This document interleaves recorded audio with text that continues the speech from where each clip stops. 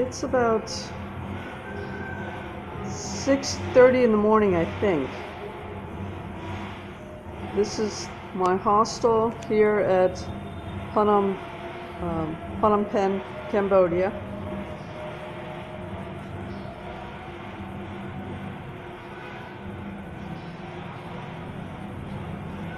You hear that in the background? That goes on a good part of the day. Not 24/7, but definitely a good part of the day. Throughout the day.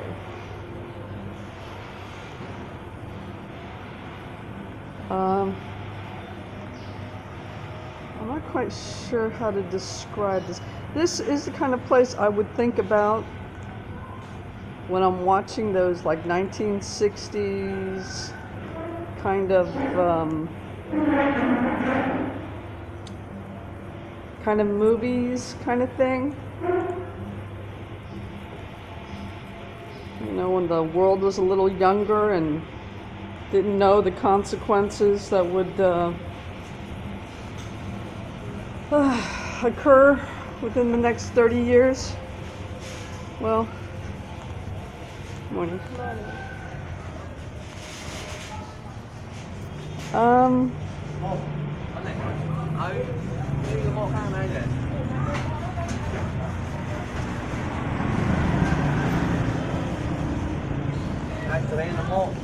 This canvassed thing right outside the hostel, I believe is where most of the noise comes from. Anyway, it almost gives me the sense of, I was in the Southwest and back in the States, and I don't remember what museum or cultural center I was in, that they were playing a film,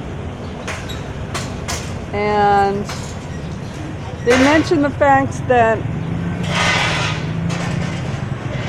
they were they had a Christian group that had come into their community and was like praying, and they were kind of doing like a cross-cultural showdown, I guess you would call it. One group with their music and the other group with their music, kind of drowning each other out.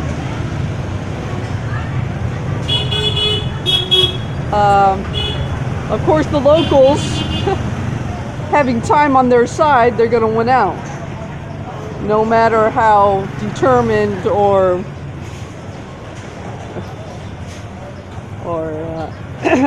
inspired the invading force may be. So that's kind of the attitude that was called to mind when I'm listening to this thing. The hostel with their rock and roll, and the local community with their, I don't want to say response, because it may not have any connection whatsoever, but I keep on getting flashbacks of that documentary while I watched in that cultural center. So that's definitely the impression I'm getting. I hate making these wild assumptions because I end up looking like a complete idiot, but that's still the feeling that comes to mind. There's this person across the street with the oranges. I tried to buy an orange there the other day. I don't know whether she was being nice or whether she was being hostile, but I ended up just leaving and finding a convenience store a few blocks away that sold oranges. So that's where I've been getting my fruit.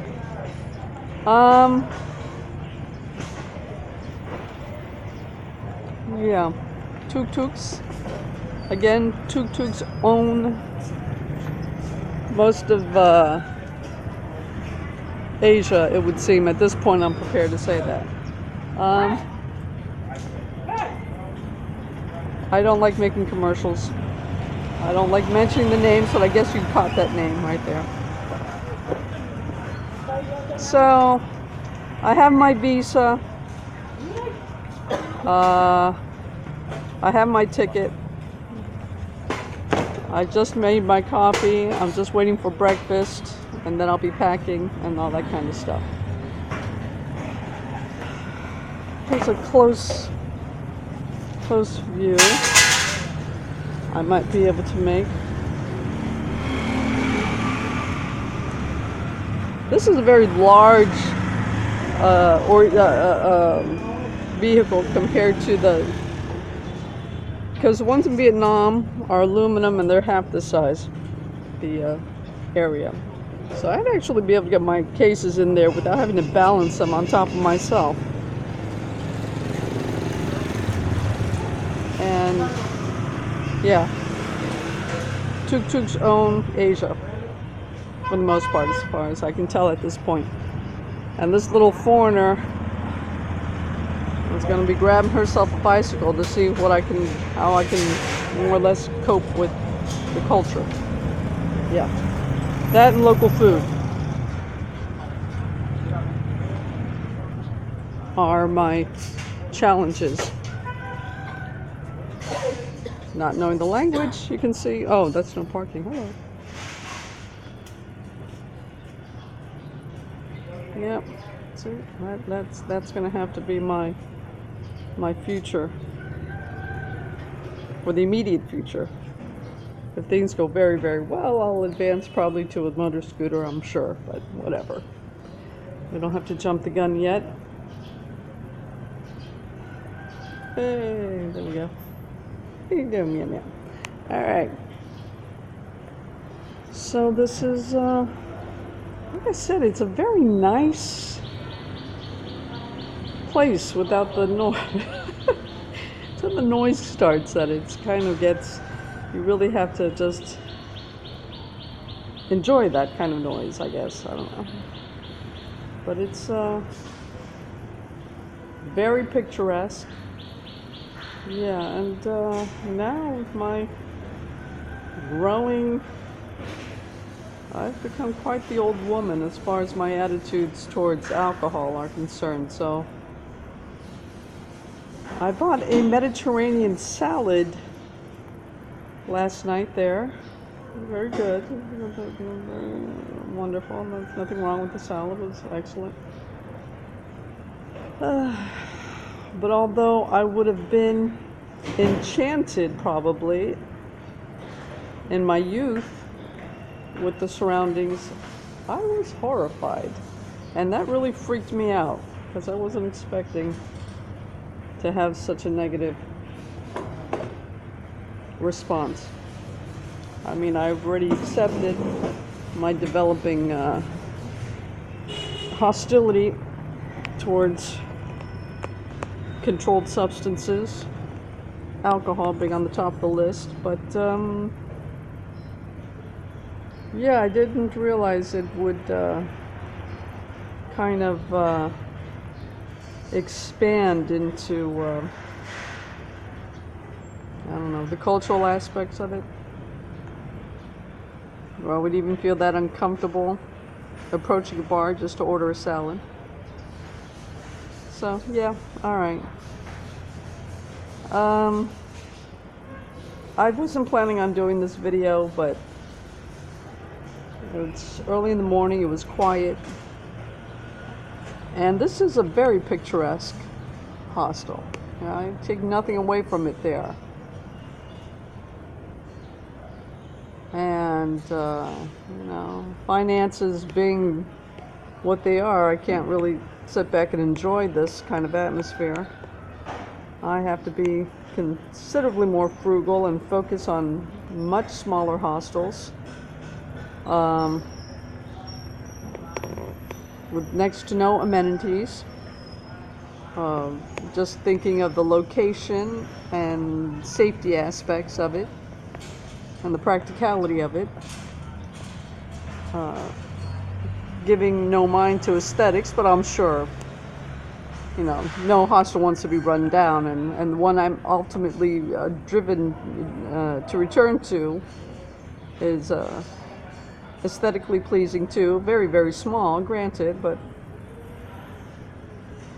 nothing about it is run down or anything. But yeah, I don't know. I thought I should capture this place anyway. Basically, my whole interpretation of Southeast Asia is coming down to the hostels I'm staying at, since I don't make a point of, well, I just stay focused on what I'm doing, basically. I didn't intend to be a tourist, and I don't intend to become a tourist. So I'm just, but still, it's impossible not to get the general feel of your immediate surroundings. Okay, this is kind of a serene video, I suppose. Mellowing out, if you will. Alright. That's about it. Another sweep around.